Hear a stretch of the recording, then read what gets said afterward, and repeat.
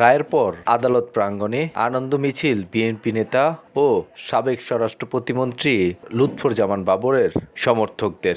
10 truck অস্ত্র আটকের ঘটনায় চোরাচালান মামলায় গত মাসে মৃত্যুদণ্ড থেকে খালাস পেয়েছেন লুৎফর বাবর। এবার একই ঘটনায় অস্ত্র মামলায় যাবজ্জীবন সাজা থেকেও খালাস পেলেন তিনি। শুধু বাবরই নয়, খালাস পেয়েছেন আরও 5 জন।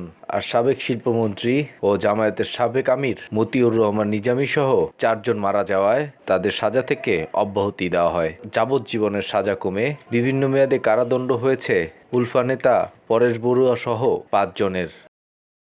এই 5 জন যাদের সাজা হয়েছে তার মধ্যে পরেশ বড়ুয়া সাজা হয়েছে 14 বছর। 4 জনকে প্রত্যেককে 10 বছর করে সাজা দিয়েছেন। ইতোমধ্যে যে সময়টুকু তারা খেটেছেন এটি তাদের জেল খাটার পরিপূর্ণ যে মেয়াদ আছে তার থেকে বাদ যাবে। এই জন্য তাদেরও মুক্তি পেতে কোনো বাধা থাকবে না। 17 বছর ধরে কারাগারে আছেন লুৎফর বাবর। এ মামলায় আটকের পর রিমান্ডে নেওয়া হয় বাবরকে। বেগম জিয়া ও তারেক রহমানকে জড়াতে চাপ দেওয়া হয় তাকে।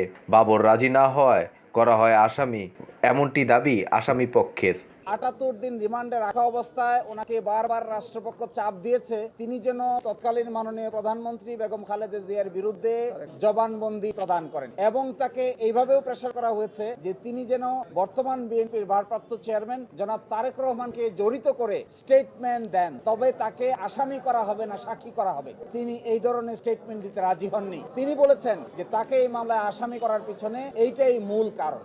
2004 সালের 1 এপ্রিল মধ্যরাতে চট্টগ্রাম ইউরিয়া সার কারখানার জেটিতে খালাসের সময় আটক করা হয় বিপুল পরিমাণ অস্ত্র।